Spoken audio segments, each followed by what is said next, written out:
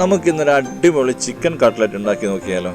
Chicken cutlet ഉണ്ടാക്കാൻ വേണ്ടിയിട്ട് ആദ്യം തന്നെ ഉള്ളി നന്നായിട്ടൊന്ന് വഴറ്റിയെടുക്കുക. അതിനകത്തേക്ക് 2 പച്ചമുളക്, കുറച്ച് കറിവേപ്പില ഇട്ട് അതൊന്ന് വഴഞ്ഞ് വരുമ്പോൾ അതിനകത്തേക്ക് ആവശ്യത്തിനുള്ള ഉപ്പ്, കുറച്ച് കുരുമുളക്, കുറച്ച് മഞ്ഞൾപ്പൊടി, കുറച്ച് ജീരകപ്പൊടി ഇവ ചേർത്ത് നന്നായിട്ടൊന്ന് ഇളക്കി കൊടുക്കുക. അതിനകത്തേക്ക് ജിഞ്ചർ പേസ്റ്റും ഗാർലിക് പേസ്റ്റും ചേർക്കാൻ മറക്കരുത്. പിന്നെ അതിനകത്തേക്ക് മുറിച്ച് വെച്ചിരിക്കുന്ന ചെറിയ ചിക്കൻ പീസൊക്കെ ഇട്ട് കൊടുക്കുക. പിന്നെ നേരത്തെ തയ്യാറാക്കി പുഴുങ്ങി വെച്ചിരിക്കുന്ന പൊട്ടാറ്റോ അതും കൂടി അതിനകത്തേക്ക് ചേർത്ത് കൊടുത്ത് നന്നായിട്ടൊന്ന് മിക്സ് ചെയ്തെടുക്കുക. അതിനുശേഷം ഇതുപോലെ നല്ല റൗണ്ട് ഷേപ്പാക്കി എടുക്കാം. ഷേപ്പാക്കി എടുത്തതിന് ശേഷം മൈദപ്പൊടി ഇതേപോലെ കലക്കിയെടുത്ത മൈദ കലക്കിയ മാവിലേക്ക് ഇതുപോലെ ഒന്ന് ആഡ് ചെയ്യാം. അതിനുശേഷം നേരത്തെ ബ്രെഡ് ക്രബ്സ് തയ്യാറാക്കി വെച്ച ആ ബ്രെഡ് ക്രബ്സിലേക്ക് അതൊന്ന് മുക്കിയെടുക്കാം. തിളച്ച എണ്ണയിൽ ഇതുപോലെ നമുക്ക് വറുത്ത് കോരിയെടുക്കാം.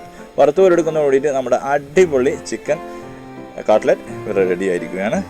എല്ലാവർക്കും ഇഷ്ടപ്പെടും. എല്ലാവരും ട്രൈ ചെയ്യാൻ മറക്കരുത് കേട്ടോ.